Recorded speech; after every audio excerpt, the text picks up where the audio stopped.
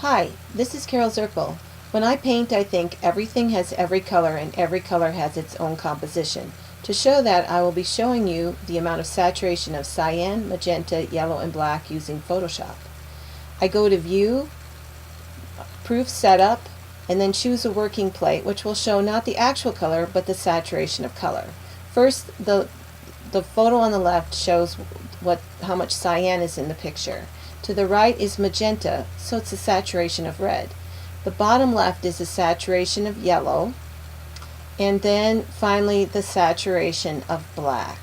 So as you can see, each color fills up much of the image. Everything has every color, and each color has their own composition. Together, they make a beautiful picture. Passion on! Let me know if you have any questions. Thank you.